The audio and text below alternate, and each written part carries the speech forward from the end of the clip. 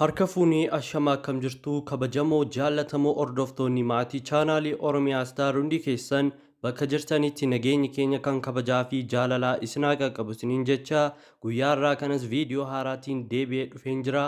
Hanga xumura sagantaa kanaatti turtii nafaana taasisaan affeeraa koo kabajaati.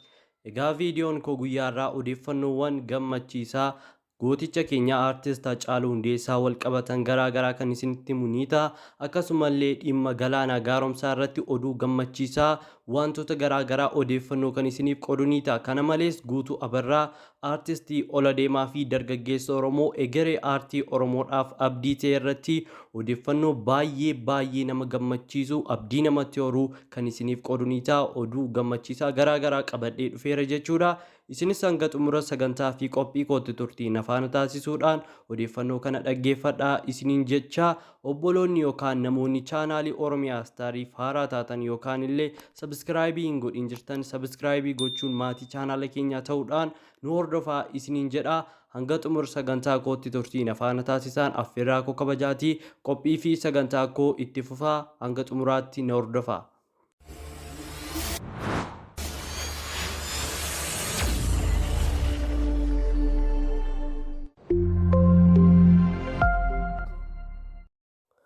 Odeeffannoo koo jalqabaatiin dhimma gooticha keenya aartist Haacaaluu Hundeessaa irratti oduu gammachiisaa tibba kana dhaga'ame irratti odeeffannoo kan isiniif qoodu ni ta'a. Akkuma beektan albeemiin gooticha keenya aartist Haacaaluu Hundeessaa maal mallisaa jedhu ji'oota muraasaan dura gadhiifameeti kan inni ture.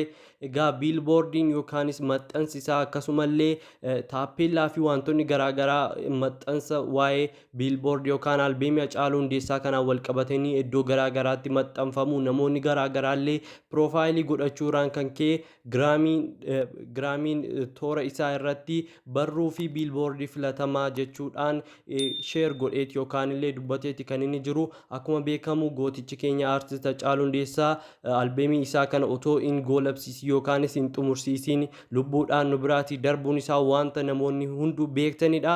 Kanumarraa ka'uun erga albeemiin isaa maatiiwwanii fi namoota garaagaraatiin gara uummataatti gadi ba'ee kaasee iTunes, Amazon fi pilaatfoormiiwwan garaagaraa sadarkaa addunyaa irratti rikkeerdii qabachuudhaan albeemiin Haacaaluu Hundeessaa kun beekamtii fi jaallatama guddaa argachuun saffisaan namoonni hedduu bitachuudhaan akka addunyaatti rikkeerdii qabateeti kan inni ture jechuudha. Biilboordiin isaa kunillee ammas barruu giraamii irratti eerameeti kan inni jiru biilboordii filatamaa ta'uudhaan akkuma beekamu albeemiin isaa maal mallisaa jedhullee giraamii awwaard irratti eerameeti kan inni ture jechuudha. Egaa amma immoo biilboordiin isaa kun kan hojjetame dargaggeessa Oromoo beekamaa fi jaala hiriyaa Haacaaluu Hundeessaa kan ture yaadii booji'aatiinidha kan hojjetame jechuudha. Biilboordiin isaa yookaan maxxansi albeemii isaarra jiru kan mallattoo gaaffii keessatti suurri Haacaaluu kee maal mallisaa jedhu biratti jiru jechuudha. Sababiin akka barruu kanarratti eeramu taasiseef ammoo namoonni garaagaraa piroofaayilii godhachuudhaan sheer gochuudhaa fi bakkeewwan garaagaraatti argamu isaarraatiin kan ka'e jechuudha. Gama Haacaaluu Hundeessaatiin odeeffannoo gammachiisaa dhaga'ame barruu biilboordii irratti eeramuun isaa wanta sadarkaa addunyaatti beekamtii argamsiiseef kun akka oduu gammachiisaatidha jechuudha. Egaa gama galaanaa gaaromsaatii oduu gammachiisaa dhaga'ametti yeroon isiniif darbu akkuma beekamu galaanaa gaaromsaan erga Haacaaluu Hundeessaa wareegamee kaasee bakka Haacaaluu Hundeessaa bu'uudhaan uummataaf sagalee ta'uudhaanii fi akkasumallee sirba isaa keessatti illee wantoota garaagaraa uummata isaatiif dhaamsa dabarsaa ture jechuudha. Keessumaa sirba isaa tibba darbe baasee walagarra jedhu irratti wantoota hedduu dubbateeti kan inni jiru. Akkuma beekamu gaa walagarra kan jedhu YouTube irratti view guddaa argachuun isaa waanuma beekamudha.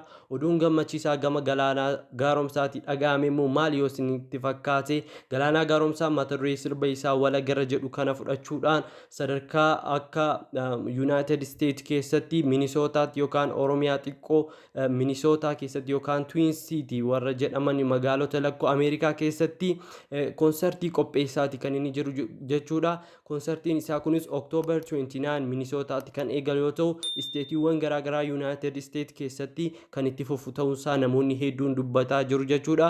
Egaa gama nuunis gama Oromiyaa Staariin konsertii galaanaa gaaromsaa kanarraa warreen USA keessa jiraatan nafiinaa isiniin jecha kun akka oduu gammachiisaatti gama galaanaa gaaromsaatii dhagaamedha jechuudha.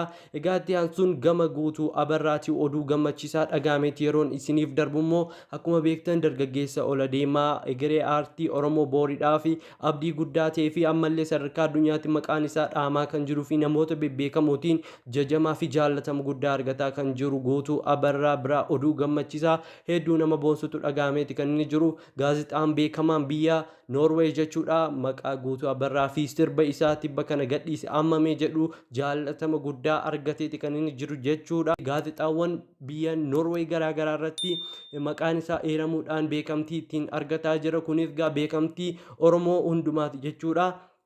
Afaanii fi aadaan Oromoo shubbisa Oromoo sirba kana keessatti waan jiruuf eenyummaan Oromoolee kana duukaa ni calaqqifama jechuudha. Kun oduu gammachiisaa gama guutuu abarraatii dhagaame jechuudha. Egaa guyyaarraaf odeeffannoo ani isiniif qooduuf dhufe kana fakkaata ture. Hanga xumura sagantaa kootti turtii nafaana taasisuu keessaniif ulfaadhaa kabajamaa isiniin jecha yeroo biraa viidiyoo biraa qabadhee hanga walitti deebinutti bakka jirtanitti nagaan nuuf turaa. Galatooma.